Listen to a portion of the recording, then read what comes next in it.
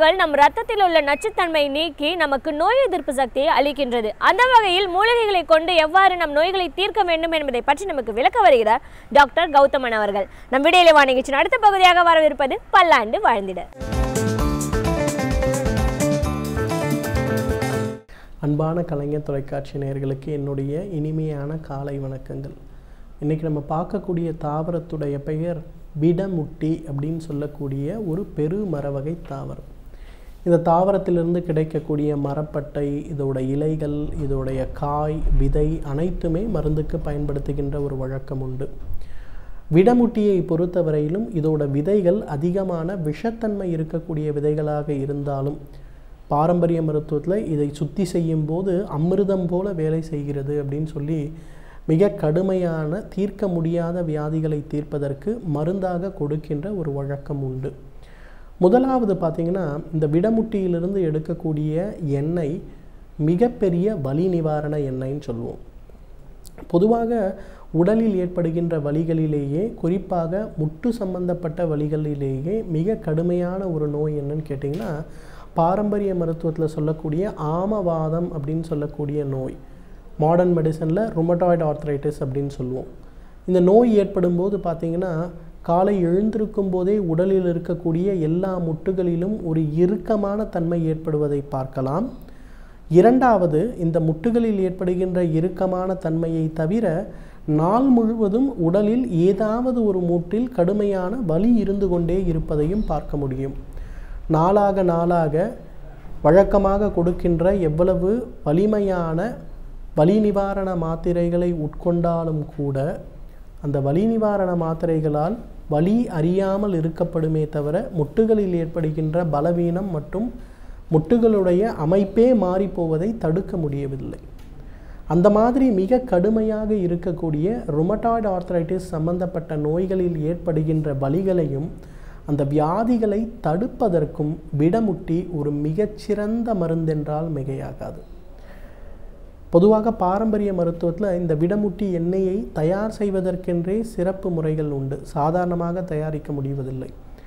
முறைப்படுத்தப்பட்டபடி தயாரிக்கப்பட்ட விடமுட்டி எண்ணெயை கழுத்து முதல் கால் வரை உடலில் இருக்கக்கூடிய எல்லா முட்டுகளிலும் இருக்கின்றவாறு தடவி ஒரு அரை மணி நேரம் ஊற வைத்து வெந்நீரில் குளிக்கின்ற அந்த ஒரு சிகிச்சை எடுத்து கொண்டாலே எவ்வளவு நாள்பட்ட வலிகளாக இருந்தாலும் மறைந்து போகும். குறிப்பாக ருமட்டாய்டு ஆர்த்ரைட்டிஸ் சம்பந்தப்பட்ட அந்த நோயும் மிக வேகமாக குறைந்து போவதை நாம் பார்க்கலாம்.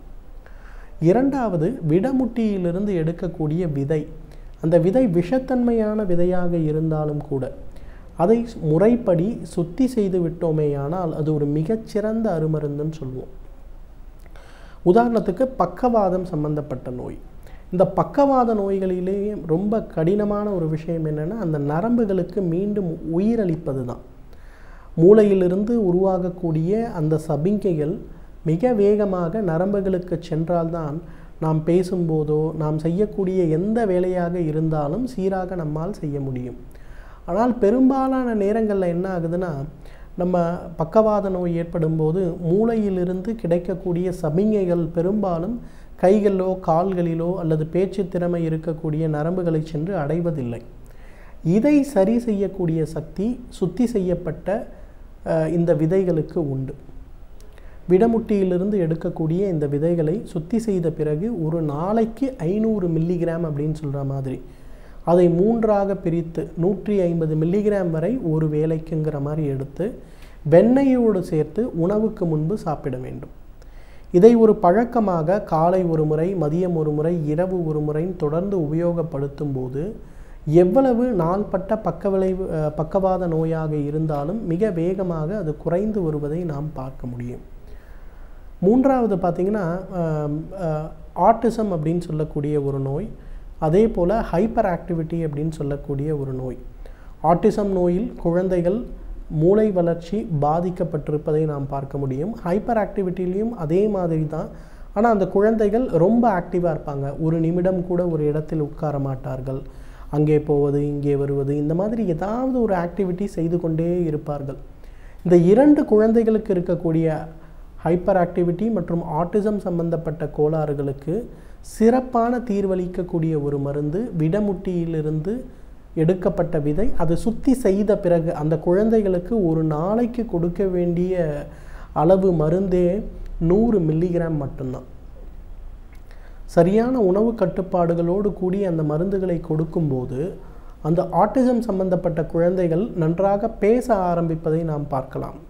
ஹைப்பர் ஆக்டிவ் சம்பந்தப்பட்ட குழந்தைகள் உட்கார்ந்து எழுத ஆரம்பிப்பதை நாம் பார்க்க முடியும். அந்த அளவுக்கு மிக வேகமாக ஆட்டிசம் மற்றும் ஹைப்பர் ஆக்டிவ் சம்பந்தப்பட்ட குழந்தைகளுடைய மூளை வளர்ச்சி மற்றும் அவர்களுடைய படிக்கும் திறனை, ஞாபக சக்தி திறனை அதிகரிக்கக்கூடிய சக்தி விடமுட்டியுடைய சுத்தி செய்யப்பட்ட விதைகளுக்கு உண்டு. நீரிழிவு நோயாளிகளுக்கு, குறிப்பாக இளம் வயது நீரிழிவு நோயாளிகளுக்கு ஏற்படுகின்ற மிக மிக முக்கியமான ஒரு பிரச்சனை ஆண்மை குறைவு சம்பந்தப்பட்ட பிரச்சனை. இதையும் சரி செய்யக்கூடிய சக்தி விடமுட்டி விதைகளுக்கு உண்டு. எனவே நேயர்களே, விடமுட்டியை பொறுத்தவரையிலும் விஷத்தன்மை இருக்கக்கூடிய ஒரு தாவரமாக இருந்தாலும் கூட சுத்தி செய்த பிறகு தகுந்த மருத்துவ ஆலோசனையின் பேரில் நம்ம உபயோகப்படுத்தினோம்னா நம்மாலும் பல்லாண்டு காலம் ஆரோக்கியமாக வாழ்ந்திட முடியும்.